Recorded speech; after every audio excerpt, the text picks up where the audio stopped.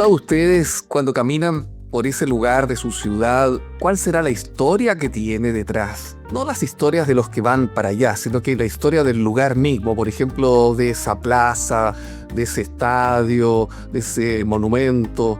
¿Cómo llegó a estar ahí?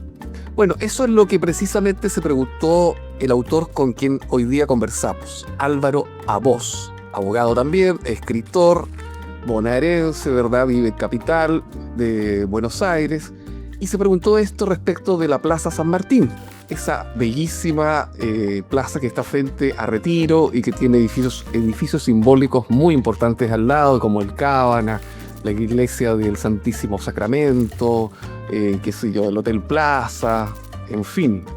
Y se preguntó esto y dio lugar a este libro que estamos hoy día conversando con él, que se llama Plaza Mágica, biografía de un lugar de Buenos Aires. ¿Qué tal, Álvaro? ¿Cómo estás? ¿Qué tal? Muy bien, aquí estoy, encantado de hablar con ustedes. Gracias. Entonces, Álvaro, cuéntanos un poco cómo fue que desarrollaste este hermosísimo trabajo que compila, ¿verdad?, la historia, estudios, también un poco de intriga, tiene algo hasta de novela esto, ¿no? Este trabajo no se podría clasificar como tan claramente de un estudio historiográfico. Pero ¿cómo llegaste a esto? Llegué simplemente viviendo, querido Álvaro, mi tocayo. Nací cerca de ahí, en un modesto departamento que estaba a la vuelta de la plaza, de manera de que para mí esta plaza, que bien has calificado como muy hermosa, dentro de las muchas que hay en la ciudad de Buenos Aires, esta plaza fue para mí sencillamente un lugar de juego.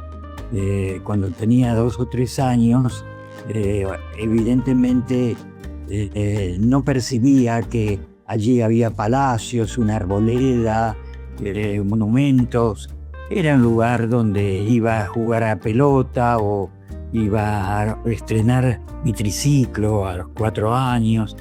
En fin, el lugar de juego de cualquier chico, sea una plaza extraordinaria o una placita de barrio o de pueblo.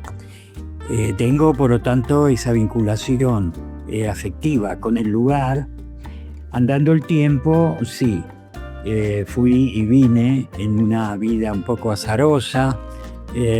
Varias veces me ligué a esa plaza, pude acceder a alguna vivienda ahí cerquita, e incluso ello sucedió durante épocas felices de mi vida. Por ejemplo, como recién casado, pude tener un departamento que tenía un hermoso balcón sobre la plaza.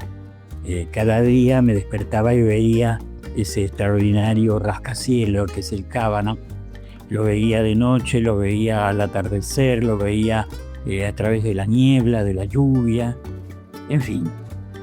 Y esto se ligó con mis aficiones literarias. Yo he escrito ya muchos libros sobre la ciudad de Buenos Aires, sobre sus personajes, sobre sus escritores. De manera de que un buen día dije, bueno, me voy a poner a hacer esto, una biografía de una plaza, lo cual es un sinsentido. Biografía quiere decir vida, historia, vida de un ser humano, ¿no? Bio, humano, grafía, historia. Entonces dije, voy a hacer un desafío, una biografía de un lugar, no de un ser humano, porque de alguna manera un lugar puede ser también un ser humano. Y en tu libro logras transmitir eso muy bien, porque vas contando, ¿verdad?, cómo pasó de ser un terreno de un español en el siglo XVI, ¿verdad?, que después pasa a ser un lugar donde llegan los esclavos negros de la compañía que traía de Portugal, de Guinea, después de los ingleses que traen esclavos, después pasa a ser una plaza de toros, después pasa a ser un fuerte donde San Martín entrenaba a sus granaderos, hasta que en 1862 por ahí se transforma en plaza, realmente, cuando se inaugura con la estatua de San Martín, y vas contando todo eso, ¿no? ¿Cómo llegaste a tanta información al respecto? Llegué investigando, como debe hacer todo escritor que quiere incursionar en la historia, en hechos anteriores y revisé archivos y publicaciones más o menos secretas, y también indagué en la memoria de algunos contemporáneos o que habían tenido relación con fundadores, en fin. Es una tarea profesional de un escritor. Mi libro Plaza Mágica es básicamente esa historia del lugar, una crónica también de lo que es la Plaza San Martín, y luego es como un escenario en el cual me revivo los perfiles de muchos personajes que vivieron, pasaron, escribieron sobre la plaza, la padecieron de alguna forma o gozaron en ella o con ella, de manera de una suerte de collage humano, ¿no? Historias humanas de la plaza y de su entorno. Muy bien lo has sintetizado, Álvaro. La plaza es un lugar armonioso urbanísticamente en una ciudad tumultuosa y bastante confusa como es Buenos Aires. Es un poco una isla, ¿no? Esto se debe a la maravillosa forma en que la diseñó un prócer urbano que se llamaba Carlos Taís, un jardinero paisajista, ¿no? Que a comienzos del siglo XX prácticamente diseñó todas las plazas de la ciudad.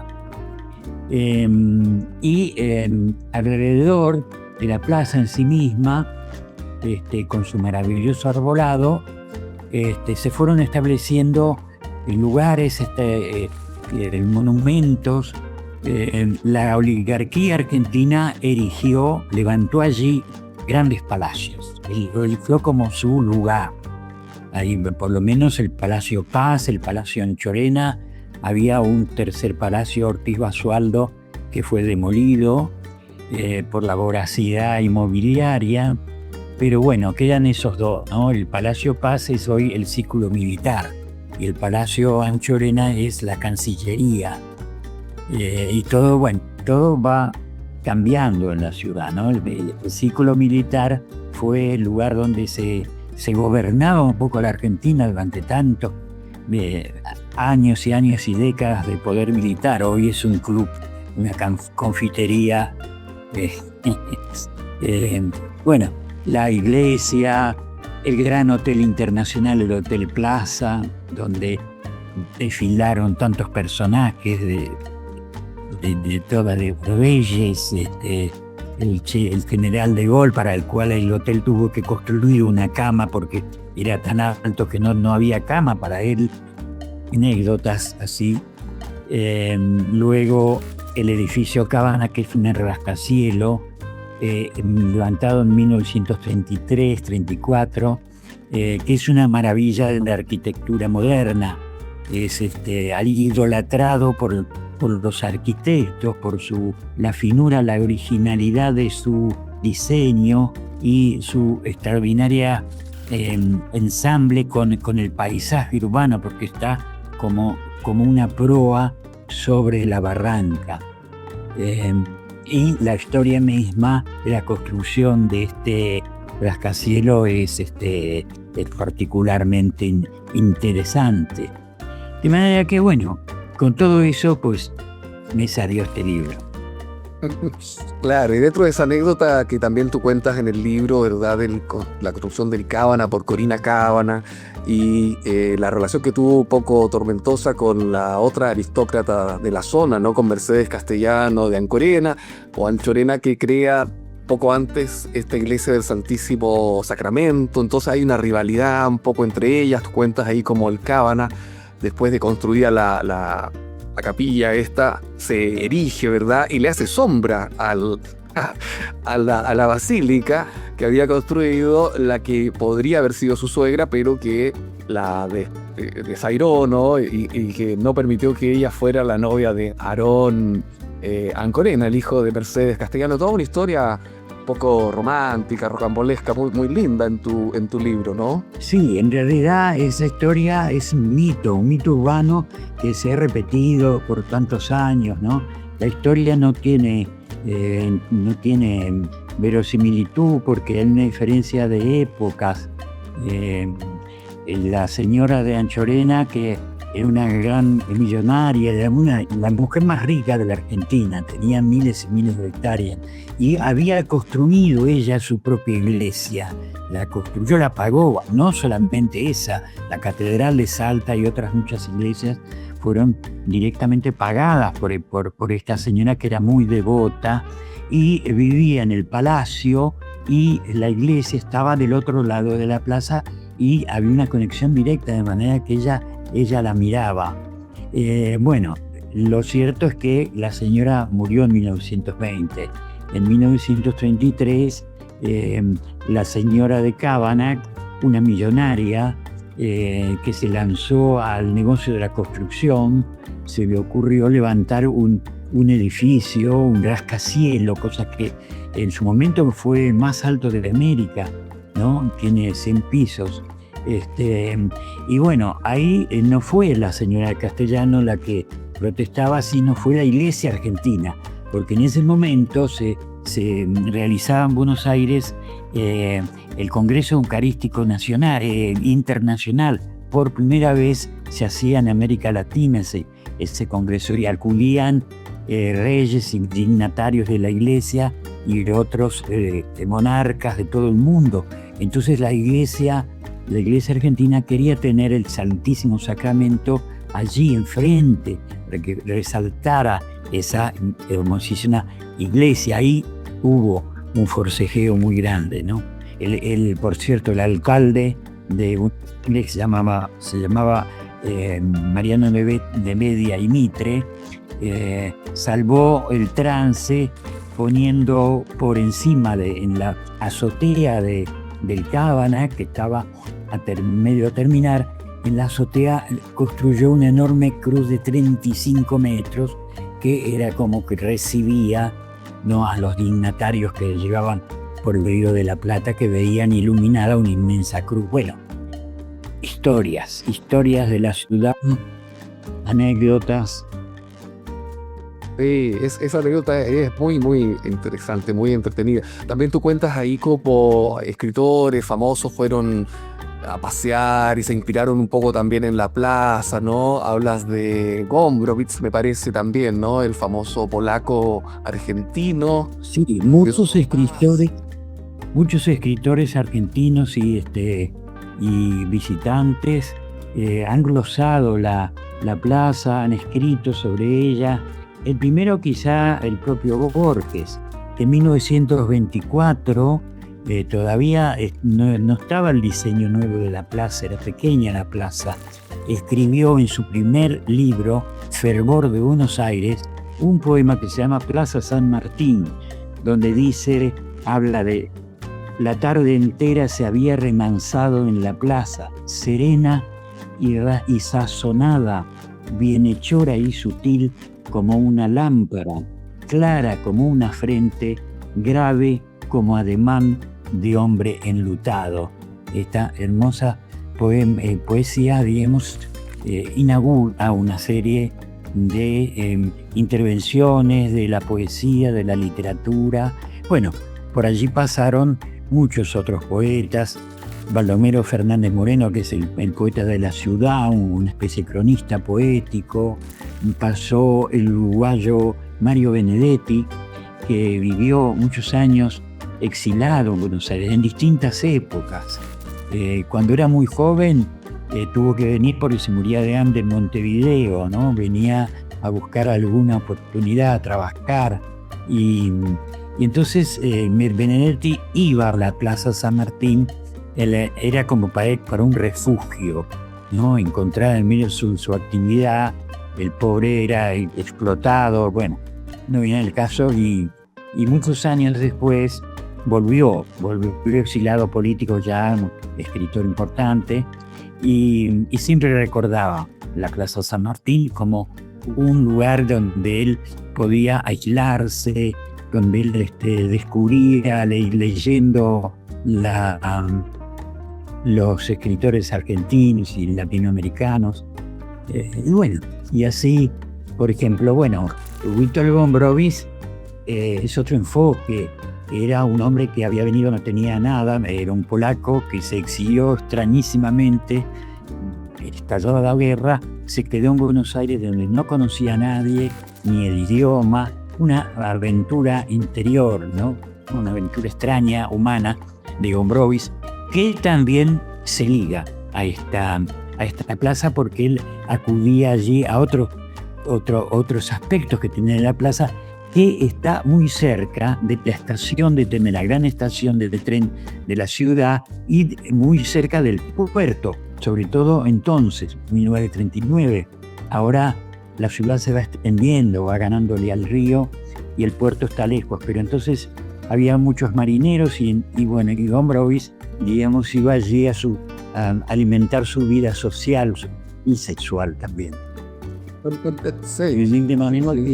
Plaza Martínez ofrece, digamos, un teatro, es como un teatro humano muy diverso. Sí, sí. No, es realmente muy lindo como tú narras todo esto, ¿verdad? Todas estas anécdotas de escritores, de arquitectos, de gente común y corriente que vivió, que sufrió y que gozó también en este lugar. A mí me gusta mucho esto que has hecho tú porque me permite lo personal y también yo creo que a mucha gente que le gusta la literatura para después ir al lugar que se narra en el libro. Eso es un gran placer, ¿no? Y poder recorrer estas calles, esta plaza y darse cuenta de esto que tú vas contando en el libro, del Cábana, de la iglesia, del Hotel Plaza, del Club Militar, etc. Bueno, y recorrerlo tiene otro sabor, digamos, porque si todo uno camina por ahí y, bueno, ve estas cosas, estos monumentos, pero tal vez no le dicen mucho, a diferencia de haber podido tener el placer de leer esto previamente, ¿no? Claro, la plaza, como toda ciudad, esconde un pasado que muchas veces es rico y que no tiene mayor referencia. O sea, de hecho, la Plaza Martín es transitada diariamente por miles de personas porque es como una frontera entre la ciudad, del centro de la ciudad, la actividad pujante de una capital y la estación. No olvidemos que Buenos Aires tiene un enorme arrabal, digamos, el Gran Buenos Aires, ¿no? Hay muchísima gente que viene a trabajar al centro de la ciudad y se retira al atardecer a su casa en los suburbios, de manera de que para toda esa gente que es un lugar de paso. Algunos dicen, sí, si uno dice la Plaza Martín a un porteño, qué linda plaza, es linda, sí, la verdad es linda. Pero lo lindo es lo que está debajo, ¿no? La historia. Y bueno, la literatura es una manera de rescate de esa memoria de la ciudad, esa memoria humana. A veces yo he dado alguna charla por allí o con vecinos o alguna caminata y de pronto aparece un porteño o veterano y me dice alguna memoria personal. Aquí había una lámpara que se sacó y ese adorno ahora está en la avenida Álvarez Jonte del barrio de Villa Crespo. O sea, hay memorias individuales riquísimas, ¿no? De los ciudadanos, los habitantes de la ciudad. La ciudad es un calidoscopio, como es nuestra vida, ¿no? Un cambio permanente. En fin, Claro. la literatura quizá sirve para eso. Sí, bueno, yo te agradezco mucho, Álvaro, por tu tiempo, tu calidad de escritor que se nota y se plasma en cada una de tus frases, tanto del libro como ahora en la entrevista, porque la gente como tú hace esta labor que es tan importante, ¿no? Como de traductor de lo que es la vida de la ciudad, en este caso, a la literatura, y después de vuelta entonces uno vuelve a vivir la vida, pero ya con los ojos un poco ilustrados que te da este conocimiento que tú traduces, ¿no? Así es que yo te quiero agradecer en lo personal, porque a mí esto me fascinó, el libro me gustó muchísimo, ir después al lugar y verlo, recorrerlo, fue una gran experiencia, una nueva experiencia, porque había pasado por ahí, pero sin darle mayor importancia. Así es que te agradezco mucho, Álvaro, tus palabras y tu disposición. ¿Quieres decirle algo más a tus lectores? Probablemente en Chile no te conocen tanto, yo no sé si Plaza Mágica, que es de la editorial AH de Adrián Hidalgo, está ya en venta en Chile. Me parece que, no sé, no estoy tan seguro. Esperemos que así sea para que tus lectores se amplíen un poco también acá, a Chile. Cómo no, tengo muy gratos recuerdos de Chile. Yo fui periodista mucho tiempo y tuve que hacer algunas misiones periodísticas en Chile. Recuerdo la época de la prisión de Pinochet en Londres, por ejemplo, y bueno, tuve lindas experiencias, conocí bien a escritores chilenos como Bolodia, Teitelbaum, Enrique Lafourcade, y tengo también mis preferencias. Soy un gran lector de Díaz Seterovic, que es el maestro de la literatura policial chilena, que es un rubro que también yo mismo practico, o grandes escritores como Carlos Droguet. No sé cómo anda, digamos, el destino de Carlos Droguet, uno de los escritores que más me han fascinado en mi tarea de escritor. Así que ha sido un gran gusto para mí también conectarme contigo, Álvaro, y con los amigos chilenos. Bueno, te agradezco entonces nuevamente, Álvaro, por tu tiempo, tus palabras, y esperamos poder leerte acá en Chile. O bueno, hoy en día uno puede comprar el libro también por internet, así que eso no es ningún problema. Será entonces hasta la próxima, Álvaro, que estés muy bien. Hasta la próxima. Chao.